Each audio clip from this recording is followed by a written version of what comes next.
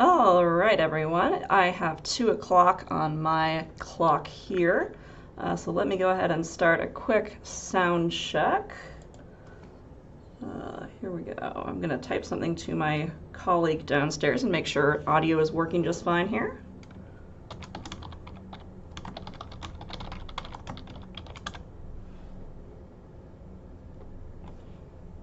Here we go.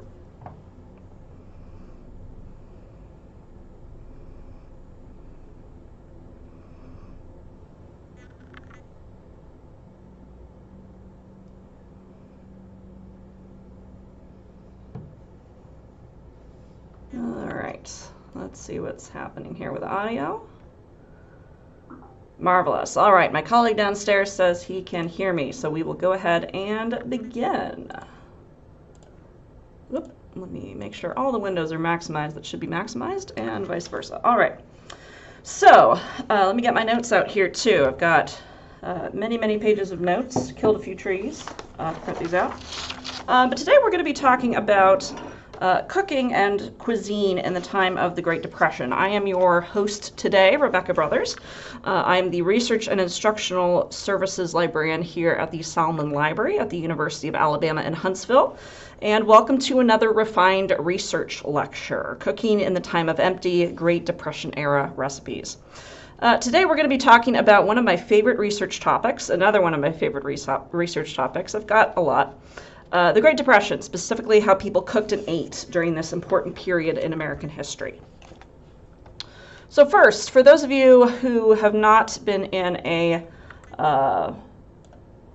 history classroom for a while, let me move my little image around here.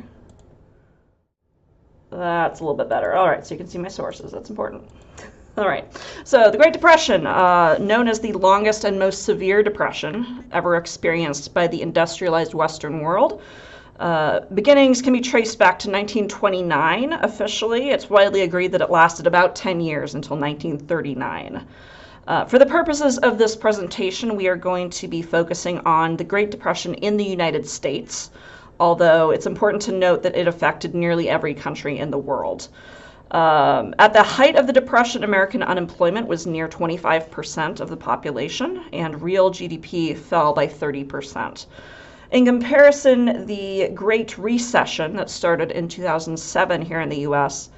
Saw America's real GDP falling by 4.3% and unemployment topping out under 10%. So take the worst recession that we know in our lifetime and, you know, kind of quadruple that, and that's the Great Depression. Causal factors, if I can go to my next slide here, included a construction boom in the mid-1920s, which led to an excess of housing and a dramatic decline in the demand for construction in 1928 and 29. If you have declining consumer declining consumer demand, that leads to declining manufacturing, which means fewer jobs in that sector, which spirals into even lower consumer demand and thus even lower manufacturing rates, and thus it goes. And then, of course, there's the event that's always shown in jerky black and white newsreel footage in documentaries about the Great Depression, which is the great crash of the stock market in 1929. After Herbert Hoover took office as president in January of 1929, the stock market was booming, which encouraged Americans of all ranks and classes to invest in stocks. Everyone was pouring everything they had into the stock market. They were pouring their savings, they were cashing out their Liberty bonds and pouring that money into buying stocks. Their liquid assets, they were taking out second mortgages on their homes and putting that money into the stock market. And for a while, things were pretty great. The market rose all the way to September 1929, and then it started to fall, and people started to panic. In late October, a day called Black Thursday, 12.9 million shares of stock were traded as people scrambled to sell their falling shares. The following Monday, the market fell another 12.8%, and finally on that Tuesday, October 29, Black Tuesday, over 16 million shares were traded, and the market dropped another 12%. So all in all, not a good week for the stock market, which kind of kicked things off for the Great Depression. There were also the banking panics to be reckoned with. I am not an economist or a finance person, so I'll have to rely on the Encyclopedia Britannica to define a banking panic. It's what happens when a bunch of people simultaneously lose faith in their bank's solvency, and they go to the bank and demand that the bank pay them the full value of their deposits in cash. This happened partly because during World War I, between 1914 and 1918, the prices of agricultural goods went way, way up. So a lot of farmers were borrowing large sums of money to increase their production, buy more land, lease more land, get better equipment. There weren't always enough banks to meet this demand, so more banks were springing up that weren't always on great financial footing. Then after the war ended in 1918, agricultural prices fell and farmers were left holding the bag on those enormous debts, which then they couldn't pay due to those falling prices.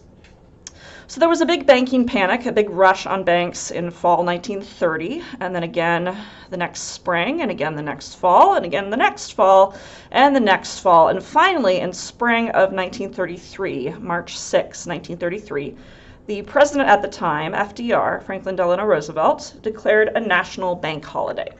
This meant that all banks in the country had to close, and they could not reopen until a government inspector verified that they were solvent. If this sounds like a recipe for failing banks, you are correct. It's estimated that of all the banks that existed in 1930, 20% of them failed by 1933. They couldn't make this cut.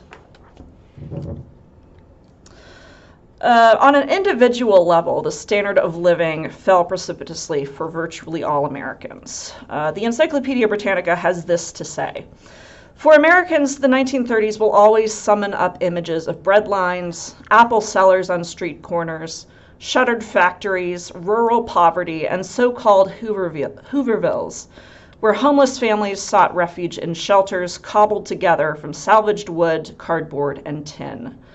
It was a time when thousands of teens became drifters. Many marriages were postponed and engagements were interminable. Birth rates declined, and children grew up quickly, often taking on adult responsibilities, if not the role of comforter to their despondent parents. It was a time when the number of women in the workplace actually increased, which helped needy families, but only added to the psychological strain on the American male, the traditional breadwinner of the American family. It was a time when one of the most popular tunes was "Brother, Can You Spare a Dime?" If this sounds like a mass trauma event, you wouldn't be wrong. 10 years of widespread austerity, scrimping and saving on every front, left a generation of Americans keeping a tight hold on every penny, often for the rest of their lives. An introduction to a book called Depression-Era Recipes puts it this way. You can always tell Depression survivors by what they save. First of all, money, whenever they can. Then, and not necessarily in this order, they save paper bags, bottles and jars, string, rubber bands, twist ties, newspapers and magazines, any paper that's blank on one side, coupons, bread bags, seeds from vegetables to grow in the garden next year, leftover food, Cool Whip bowls, and prescription medication containers, all sorts of clothing. Another giveaway is the phrases they use. Perhaps the most common one is, "Don't throw it away, it's still good." Others you may identify with. "For that price, you could have bought a new one." "How much? Boy, they sure saw you coming." "You can fix that." "You can make it yourself, lots cheaper." "Keep it, you might need it someday." And of course, clean your plate. Now, there's an oodle of ways that we can look at the impact of the Great Depression on Americans.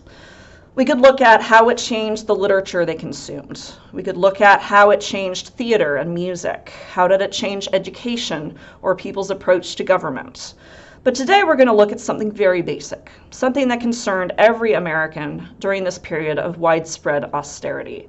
How did it change the way they ate? By and large, there were three priorities for Depression cooks. They wanted to cook meals that were cheap, nutritious, and filling. And to this end, many agencies started putting out guidebooks by home economists at agencies like the U.S. Department of Agriculture. This one here, Adequate Diets for Families with Limited Incomes, was published in April of 1932. It was designed to help families put together meals that were economical, nutritious, and filling. Now, the introduction to this book is really interesting, and for me it helps shed some light on the widespread effects of the Great Depression. It reads, "The first part of this publication is devoted to diets and meal planning suggestions likely to prove acceptable to persons accustomed to wide variety in foods. The second part suggests diet and meal plans for families who in times of stress are used to subsisting mainly on a meat, salt pork, meal, and molasses ration. If insufficiently supplemented, a restricted diet of this kind induces serious nutritional disorders, notably the dietary deficiency disease known as pellagra." For me, this says that the Great Depression affected families of all classes. It really hammers that home. Those accustomed to wide variety in foods, and those who are accustomed to relying on salt pork, cornbread, and molasses for their diet. You'll also notice at the very end a reference to pellagra. We'll come back to that in a little bit. But for now, what you need to know is that bit at the end where it's warning against the dangers of a restricted diet. This is kind of news for the 1930s. In this era, nutrition science is still very much a developing field. Vitamins had only been officially isolated and named some 20 years earlier in 1912 by a scientist named Casimir Funk, who referred to them as vitaminoses. This was the beginning of a new age in medicine, really, with several widespread syndromes soon linked to vitamin deficiencies. You've got beriberi, which was officially determined to be a deficiency in thiamine, also called vitamin B. That was isolated between 1910 and 1913. Xerophthalmia, which is an eye disease or an eye condition, was linked to vitamin A deficiency in 1917. Rickets, vitamin D deficiency, determined between 1918 and 1920.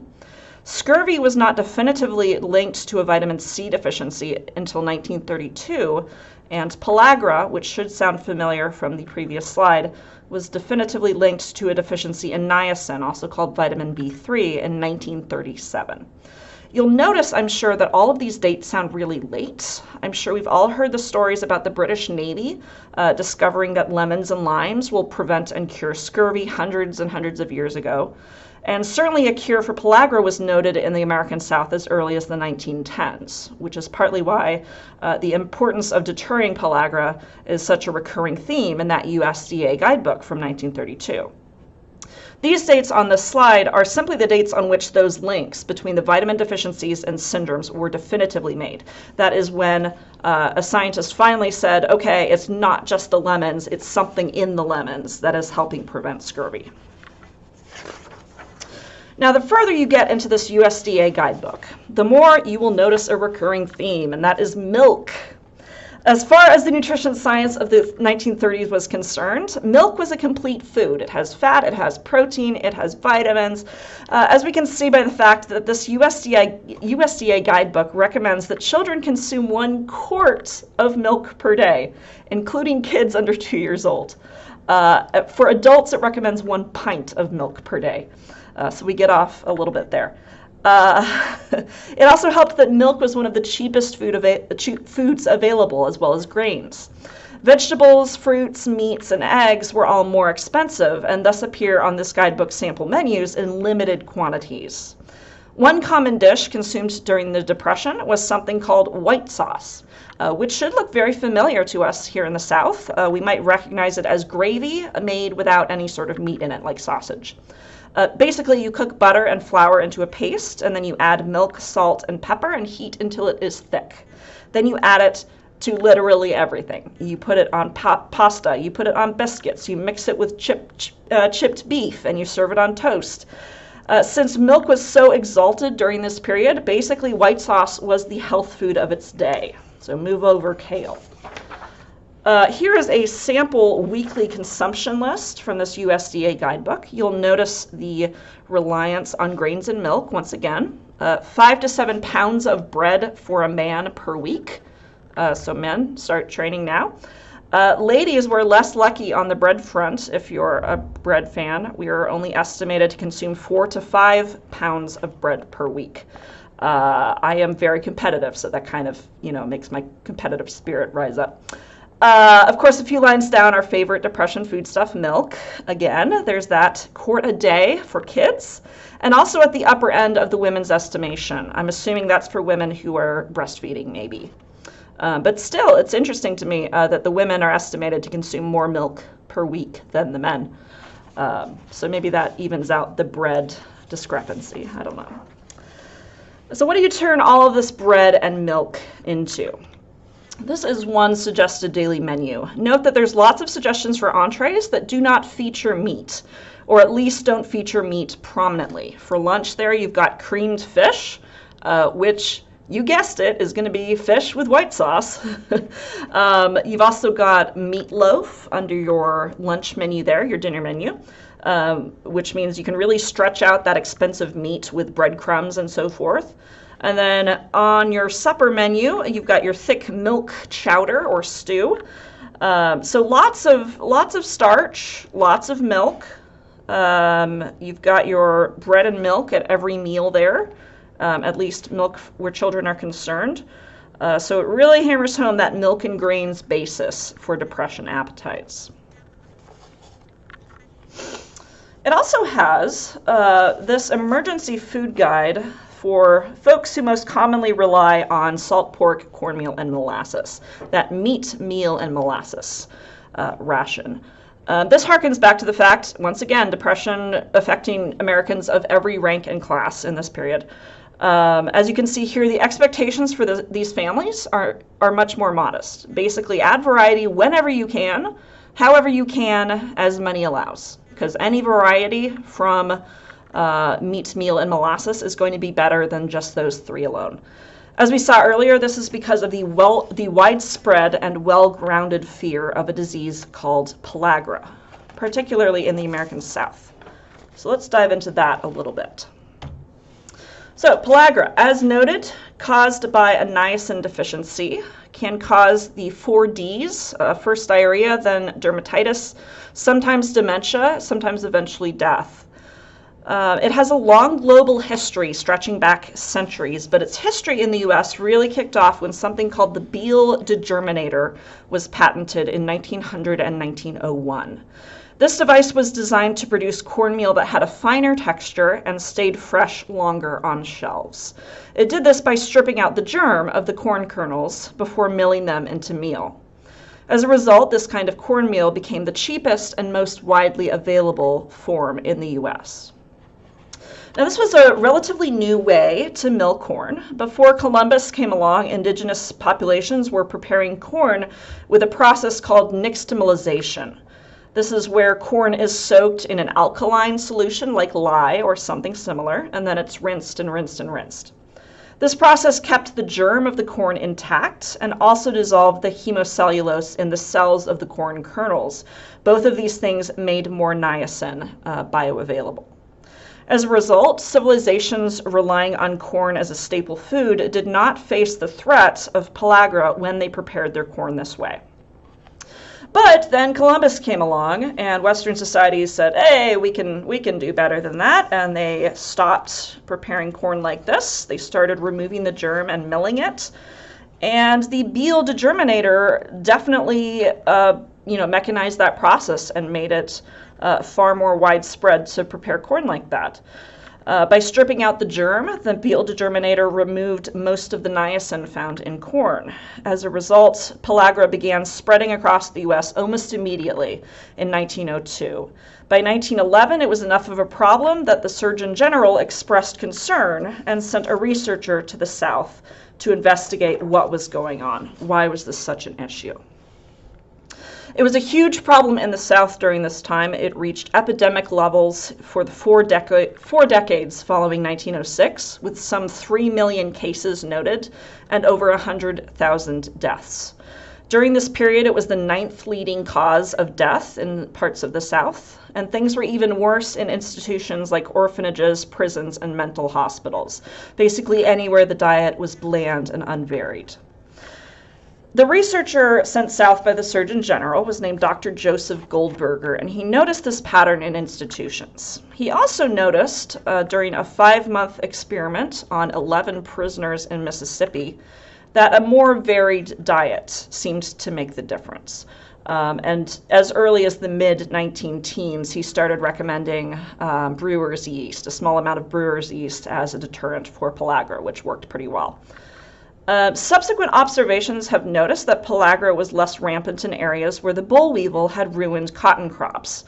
So what was going on here? What was going on was the South's unrelenting focus on cotton production in the early 1900s.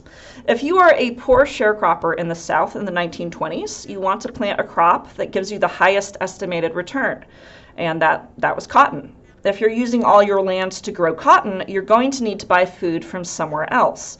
Most commonly the Midwest, which is churning out this cheap new cornmeal that is finer and stays fresh longer, cornmeal processed by a Beal Degerminator.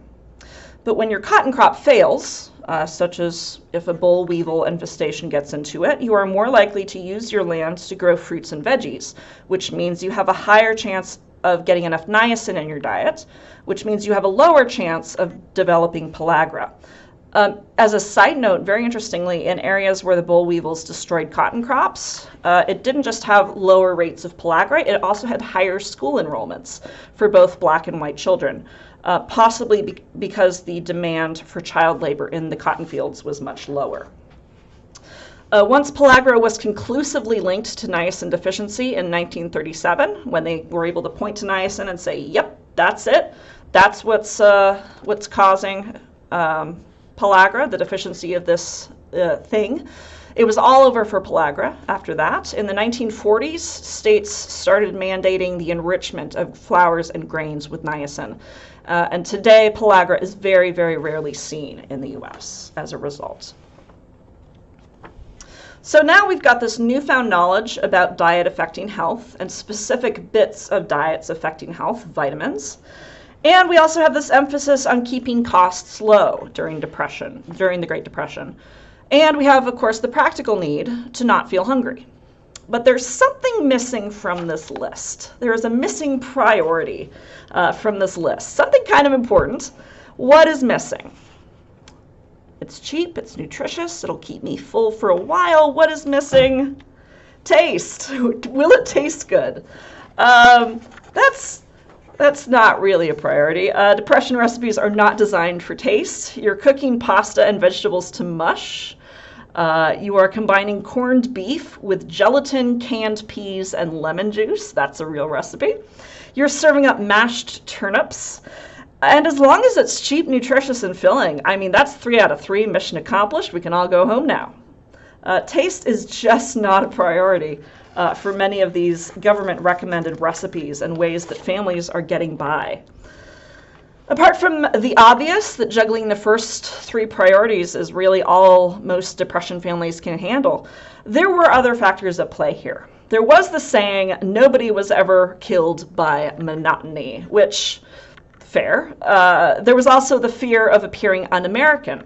So many of America's immigrant communities had cheap, nutritious, filling dishes as part and parcel of their cuisines. The USDA's home economists could have turned to these communities for inspiration.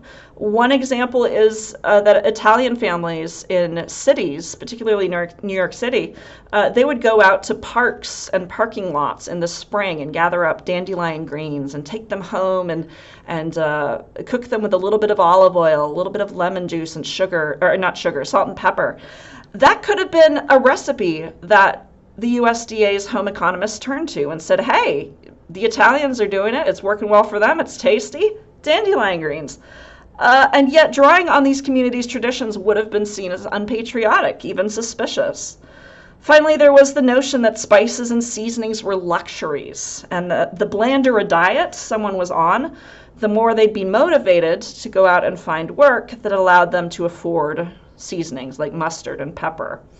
There are even stories of food banks and soup kitchens during this era purposefully making their relief boxes really bland and boring because they didn't want folks to rely on them too much, showing you that unfortunately some things never change. So, in conclusion, that is all I have for today. I want to thank our student worker, Catherine Hardgrave, who dug up a lot of really helpful research for this talk, including the resources shown here.